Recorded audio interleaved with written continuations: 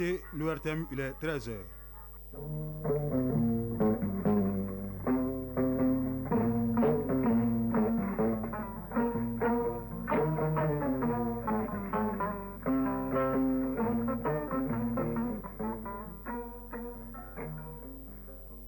Le journal Siaka Konaté. Mali Actualité, deuxième édition, les titres. Le programme démobilisation, désarmement, démobilisation, réinsertion et intégration des ex-combattants a été officiellement lancé hier par le ministre en charge de la réconciliation. 2000 ex-combattants seront intégrés dans les forces de défense et de sécurité en tant que soldats de deuxième classe. 1000 autres seront insérés dans la vie socio-économique. Levée des boucliers des associations fêtières de la presse malienne contre les nouvelles redevances radio et télé. La mesure ne concerne pas les conventions en cours. À suivre les explications du président de la haute autorité de la communication chargé de l'application de cette mesure. La prison à vie, c'est la peine que le procureur du tribunal d'Abidjan a requise hier pour 4 accusés qui sont jugés en appel pour l'attaque terroriste de Grand Bassam qui avait fait 19 morts en 2016. En sport, la 4e journée du championnat de foot féminin et les matchs en retard des 5e et 4e journées du championnat de Ligue 1 professionnelle constituent le menu de la page sport. L'amélioration végétale et le changement climatique, c'est la problématique abordée aujourd'hui dans la chronique de l'environnement. Mesdames et messieurs, bonjour, bienvenue dans cette édition mise en onde par Almata Ouattara et mise en ligne par Badi Touré. Le ministre de la Réconciliation, de la Paix et de la Cohésion nationale a présidé hier au lancement du programme de désarmement, démobilisation, réinsertion et intégration des ex-combattants. C'était à la faveur d'une conférence de presse. Le programme concerne 3000 ex-combattants. Le ministre Ouagué a saisi de l'opportunité pour insister sur la rigueur et la transparence dans le processus de réinsertion. Les détails avec Youssouf Diakité. Cette conférence de presse animée par le ministre de la Réconciliation, de la Paix et de la Cohésion nationale lance officiellement le programme de désarmement, démobilisation, réinsertion et intégration des ex-combattants. Pour cette première phase, ils sont 3000 ex-combattants à bénéficier du programme. Général de corps d'armée Ismaël Ouagué, ministre de la Réconciliation, de la Paix et de la Cohésion nationale. Le programme DDRI 2024 s'inscrit dans la continuité de l'engagement pris lors du dialogue intermalien où l'intégration, la réinsertion des ex-combattants a été identifiée comme une recommandation. Ainsi, pour cette année, 2000 ex-combattants issus des groupes républicains seront intégrés dans les forces de défense et de sécurité en tant que soldats de deuxième classe. 1000 ex-combattants bénéficieront d'une prise en charge dans le cadre de la réinsertion. Déjà, les représentants des différentes communautés ont notifié leur adhésion à l'initiative gouvernementale et ont exprimé leur soutien aux autorités, saluant leur engagement en faveur de la sécurisation des populations et de leurs biens, ainsi que leur action déterminée en faveur de la paix et de l'unité nationale. Il s'agit aussi de créer un climat de confiance avec les différents groupes et communautés, de favoriser une réconciliation sincère et durable. La paix ne se décrète pas, elle se construit chaque jour par des actes concrets et un engagement sincère de toutes les parties prenantes. Le gouvernement du Mali mettra tout en œuvre pour que chaque ex-combattant réintégré ou intégré trouve sa place et puisse contribuer positivement à la sécurité et au développement. Les journalistes ont posé des questions en rapport avec le succès du processus. En réponse, le ministre dira que le succès du processus dépend de l'engagement des acteurs pour l'atteinte de l'objectif recherché, la paix. Fin de formation pour 40 migrants de retour au pays. Ils ont reçu des mains du ministre chargé des Maliens établis à l'extérieur et celui de l'entrepreneuriat national leurs attestations d'apprentissage au centre de formation professionnelle de Sénou, une formation lancée en octobre 2024 pour leur permettre de s'insérer dans la vie socio-économique, nous dit Awa Adama Koulibaly. Des milliers de Maliens prennent chaque année le chemin de la migration. Pour la plupart d'entre eux, c'est le manque d'activités génératrices de revenus. Aujourd'hui, ce n'est plus qu'un vieux souvenir pour 40 d'entre eux de retour au Bercail. Yaya Togola, porte-parole des récipiendaires. Ces formations ne sont pas seulement des compétences professionnelles acquises, mais elles représentent aussi des outils qui vont nous permettre de réaliser nos rêves et d'apporter une contribution positive à nos communautés. Un migrant qui revient est certes une victoire, mais aussi et surtout un gros défi pour les autorités. Moussa Ag Attaher, ministre des Maliens établi à l'extérieur et de l'intégration africaine. Notre ambition était de doter nos compatriotes de retour au pays de compétences et de savoir-faire avec pour objectif de leur permettre de s'insérer dans la vie socio-économique et de contribuer activement au développement de notre pays. Un engagement abouti. Formés à présent, les bénéficiaires sont attendus sur tous les plans, professionnels que social. C'est Oumou Sall, ministre de l'Entrepreneuriat national, de l'Emploi et de la formation professionnelle.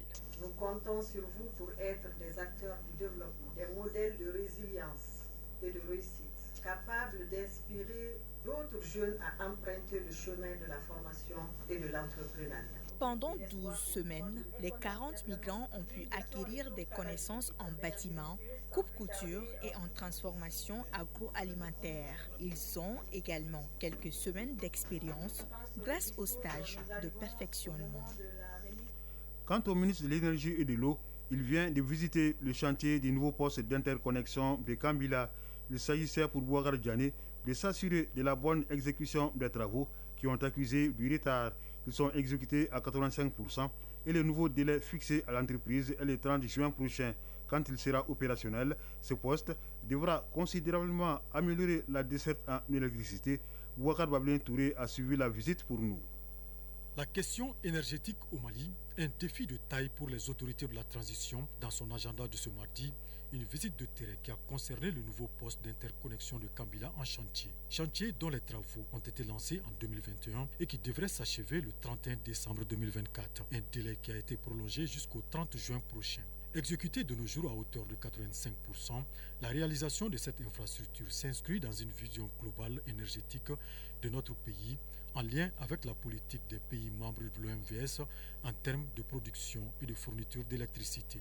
Sering Sambounyang, coordinateur projet régional Manantali 2. Nous avons une deuxième ligne prioritaire qui porte sur la construction de cette ligne qui va de Manantali à Kambila. Et la spécificité est que cette ligne vient en doublement à la première ligne existante qui a été construite en 2002, toujours dans le cadre régional de l'OMVS, permettra de sécuriser, de fiabiliser et de renforcer la capacité de transit vers la ville de Bamako et ses environs. Nous avons aussi une troisième ligne qui va de Kaï à Yelimane pour entrer sur le territoire mauritanien avec 3 postes Tintan, Kifa et Ayoun. Boubacar Diané, ministre de l'Énergie et de l'Eau. Pour ce que nous avons vu, c'est satisfaisant, mais pas à hauteur de souhait, je vais le dire carrément. Alors, nous sommes venus passer un message à l'entreprise que ce projet doit s'achever à date. Parce que le projet, quand ça va s'achever, entre dans un plan énergétique que nous avons bien conçu et ça va soulager énormément la population de Bamako et environnement. Le développement de la ligne Manantani-Bamako, si en juin on l'a, la crise énergétique que nous connaissons aujourd'hui va trouver un début de solution pérenne. La visite du site de Kambila a été mise à profit par le ministre de l'Énergie pour faire une escale au poste de distribution de Kati où il a aussi visité les installations. Le 31 décembre dernier, par arrêté interministériel numéro 4474, le gouvernement fixe les montants et les modalités de paiement des frais de délivrance et de l'autorisation d'établissement d'exploitation et de changement de typologie des services privés de communication audiovisuelle. La mesure qui sera appliquée par la haute autorité de l'audiovisuel, HAC, a provoqué une levée de boucliers au sein des différentes frontières de la presse qui souhaitent son retrait au motif que la période est mal indiquée. En effet, les redevances payées par les radios et télévisions privées, surtout celles commerciales, connaissent une hausse, mais les conventions en cours ne sont pas concernées par cette mesure. Selon le président de la HAC, il explique le pourquoi de cette mesure avant d'appeler les uns et les autres au respect de la réglementation. Gaussou Koulibaly est au micro de Al-Housseni Touré. C'est bon de préciser déjà, ces arrêtés ne s'appliquent pas aux conventions en cours. Ces arrêtés ne seront appliqués qu'à la fin des conventions. Et les conventions des radios, c'est tous les 5 ans que c'est renouvelable. Les conventions des télés, c'est tous les 10 ans. Donc, les conventions en cours ne sont pas concernées par ces arrêtés. C'est les nouveaux appels à candidature pour autoriser des nouvelles télés et de nouvelles radios, alors, ou de faire installer de nouveaux distributeurs ou diffuseurs qui seront concernés par ces arrêtés. Et bien entendu, entre-temps, une radio ou une télé installée, si elle veut changer de typologie, c'est-à-dire changer par exemple du statut de commercial à non commercial, là, en ce moment, cette radio ou cette télé, elle sera soumise aux nouveaux arrêtés. Sinon, ces textes ne sont pas d'application immédiate. Nous avons vu sur les réseaux sociaux la sortie des fêtières, mais ça part d'abord d'une maldonne. La maldonne, c'est quoi? C'est que dans les principes du travail gouvernemental au Mali, obligation est faite au gouvernement, c'est-à-dire à l'initiateur de tout projet de texte, d'entendre les partenaires sociaux intéressés par le projet de texte. Mais c'est un avis purement consultatif. Il n'est pas délibératif. Et les fêtières ont été consultées. On les a entendues. Elles ont répondu par écrit. Alors, avant même qu'elles ne répondent par écrit, on les a fait asseoir, on a échangé, et après, néanmoins, on leur a fait parvenir des correspondances. Elles ont répondu pour donner leur avis. Ces avis ont été remontés à qui de droit, et sur la base de toutes les analyses faites, les arrêtés ont été signés. La maldonne vient du fait que les fêtières pensent que dès lors qu'elles ont dit, et en substance c'est ce qu'elles ont dit, que le moment n'est pas opportun, élaborer et signer et adopter ces arrêtés. Dès lors donc que les fêtières ont dit que le moment est inopportun du point de vue économique, entre autres, crise énergétique, crise sécuritaire, Covid et tout ce qui s'ensuit, que donc les projets devaient s'arrêter là. Non, aucun texte au Mali ne le dit. Dans le même espace, si vous prenez par exemple au niveau du district de Bango, des médias, des radios situées respectivement à 3 ou 4 kilomètres l'une de l'autre, il y a une qui paye régulièrement ses redevances.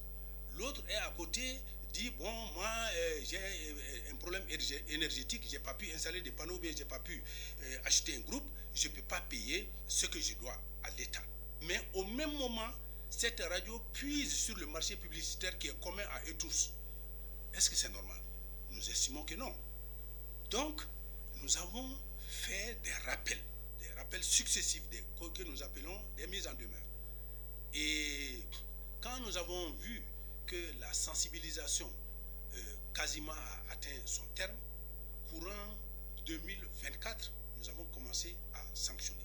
Les nouveaux arrêtés, pour revenir à ce sujet, ont été pris d'abord pour essayer de nous rapprocher de ce qui se passe dans la sous-région en moyenne. Le Mali, jusque-là, pratiquait les taux les plus bas en matière de redevance annuelle. À l'étranger, la Côte d'Ivoire, avec la suite du procès en appel de l'attentat de Grand Bassam, le procureur du tribunal d'Abidjan, Bruno Aka-Djevier, a requis hier la prison à vie pour les 4 accusés qui comparaissent à la barre. Les 4 accusés ont déjà été condamnés à cette peine en première instance. Leurs avocats demandent leur acquittement, estimant que ces clients sont de simples lampistes et qu'ils n'ont pas agi en connaissance de cause.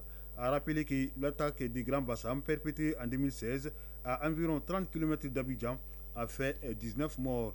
Reprise de combat dans l'est de la République démocratique du Congo.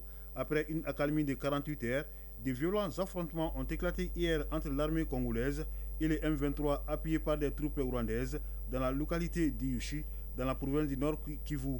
Le bilan est de plusieurs morts dans les 2 camps. Cette reprise des combats intervient 3 jours après un appel des dirigeants de l'Afrique orientale et australe en faveur d'un cessez-le-feu d'ici demain. C'était lors d'un sommet extraordinaire sur la RDC tenu en Tanzanie, Proche-Orient. Le Premier ministre israélien Benjamin Netanyahou a menacé hier de se retirer de l'accord de cessez-le-feu conclu en janvier dernier avec les Hamas et de reprendre le combat si les otages ne sont pas libérés samedi. La même menace a été proférée par le président américain Donald Trump qui estime qu'il faut annuler cet accord si le mouvement palestinien ne libère pas les otages. Il promet l'enfer au Hamas. Trump a réaffirmé son intention de contrôler la bande de Gaza. Il a menacé de sanctionner l'Égypte et la Jordanie si ces pays refusent d'accueillir les Palestiniens. Le secrétaire général de la Ligue arabe a déclaré aujourd'hui que son organisation n'acceptera pas les déplacements des Palestiniens de Gaza, propos tenus à l'issue d'une réunion qui se tient à Dubaï. Le président ukrainien est prêt à un échange de territoire avec la Russie si le président américain parvient à amener l'Ukraine et la Russie à la table des négociations, nous échangerons un territoire contre un autre, a affirmé hier Volodymyr Zelensky, estimant que l'Europe, seule ne pourra pas assurer la sécurité de son pays. Une offre qu'il présentera au vice-président américain James David Vance, qu'il doit rencontrer vendredi prochain à la conférence de Munich sur la sécurité prévue du 14 au 16 février prochain. En Afghanistan, un attentat suicide a fait 5 morts et 7 blessés hier dans la province de Kunduz. L'attaque a été perpétrée devant une banque. Selon des sources locales, un kamikaze a fait détonner son gilet explosif au milieu des membres de la milice talibane rassemblés devant une banque publique pour y récupérer leur salaire. L'attaque a été revendiquée aujourd'hui par l'organisation État islamique.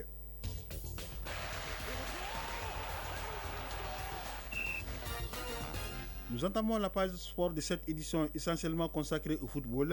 Compétition européenne, les barrages allés de la Ligue des Champions ont débuté hier et s'achèvent aujourd'hui sur le continent. La CAF a procédé à la composition des chapeaux pour la CAN des moins de 20 ans prévus en Côte d'Ivoire. Au plan national, on parlera des matchs en retard, des 4e et 5e journées du championnat de Ligue professionnelle. Il sera question aussi de la 4e journée du championnat féminin. La synthèse de l'actualité sportive avec Aridou Matina. Décidément, pas de repos pour les deux cadors du football malien, le Stade malien de Bamako et le Djoulouba Athletic Club, qui seront sur la pelouse ce mercredi dans le cadre du championnat national. Ainsi, au compte du match en retard de la 4e journée, le Stade malien de Bamako affronte cet après-midi à 16h au Stade Mamadou Konaté les Étoiles du Mandé qui occupent la dernière place du classement avec 9 points. Juste après cette affiche, il y aura Djoulouba Athletic Club Binga FC, comptant pour la 5e journée en retard. Les Rouges de Bamako, en cas de victoire, prendront provisoirement la tête du championnat national. S'agissant du championnat national féminin, il sera à l'honneur aujourd'hui à la faveur de la 4e journée. 4 affiches sont prévues. À Sikasso, AS Momo reçoit les Amazones de la commune 5. Sur le terrain du Real, Entente joue contre Soudoubaba de Mopti. À Djelibougou, l'AS Mandé affronte l'AS Police. Et à Kaya, Tigresse de la localité accueille l'AS Real de Bamako. Quant aux deux derniers matchs de cette 4e journée, ils se jouent demain jeudi. La Confédération africaine de football a procédé à la composition des chapeaux de la CAN Junior prévue en Côte d'Ivoire. 3 chapeaux ont été ainsi constitués. La Côte d'Ivoire, le Sénégal et le Nigeria sont dans le chapeau 1. Le chapeau 2 est composé du Congo, de l'Égypte et de la Zambie. Et le chapeau 3 comporte le Ghana, la RD Congo, le Maroc, la Sierra Leone, le Kenya, l'Afrique du Sud et la Tanzanie. Concernant la date du tirage au sort de cette CAN de moins de 20 ans, elle n'a pas encore été déterminée par la CAF. Le tribunal arbitral du sport TAS, la plus haute instance juridictionnelle du sport, a adressé une communication officielle à la CAF lui demandant de répondre au recours introduit par Samuel Eto'o-Fils. La légende du football camerounais avait saisi le TAS par rapport à la décision de la commission de gouvernance et du comité exécutif de la Confédération africaine de football qu'il avait exclu des élections avec comme motif qu'il ne respectait pas les critères d'éligibilité pour un poste au sein de la CAF. En conséquence, l'instance dirigeante du football africain devra répondre au recours de Samuel Eto'o. Et si le verdict s'avère favorable à ce dernier, les listes des candidats aux élections du comité exécutif de la CAF pourraient être annulées ou modifiées. Ligue européenne des champions nouvelle formule, les matchs de barrage aller, suite et fin de ces matchs de barrage aller ce mercredi avec 4 rencontres. À 17h45, Club Bruges reçoit Atalanta Bergame d'Italie. Il y aura 3 matchs à 20h. L'AS Monaco affronte Benfica Lisbonne. Feyenoord Rotterdam des Pays-Bas sera face aux Italiens de Milan AC et Celtic d'Écosse joue contre le Bayern Munich. Hier, victoire 3-2 en déplacement du Real Madrid qui renverse Manchester City dans les derniers instants de la partie. Les Allemands du Borussia Dortmund s'imposent en déplacement 3-0 chez le Sporting Lisbonne. Même score de 3-0 pour le Paris Saint-Germain face à Brest dans le duel 100% français. Et victoire 2-1 à domicile de la Juventus de Turin contre le PSV Eindhoven des Pays-Bas. Chronique de l'environnement. Face aux défis posés par les changements climatiques, l'amélioration végétale se révèle être un levier essentiel pour garantir la résilience des cultures et la sécurité alimentaire. Sélection variétale, agroforesterie et préservation des semences locales sont autant de stratégies qui permettent aux producteurs de mieux s'adapter aux conditions climatiques extrêmes. Amélioration végétale et changement climatique, quelles solutions pour un avenir durable? C'est le sujet de la chronique de l'environnement, une réalisation de Agibou Koulibaly.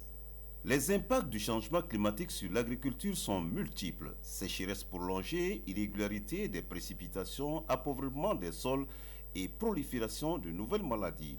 Face à ces défis, l'amélioration végétale devient une nécessité pour développer des variétés plus résistantes, adaptées aux nouvelles réalités climatiques. L'une des approches clés est la sélection variétale, qui vise à identifier et multiplier des plantes naturellement plus robustes face au stress hydrique et thermique.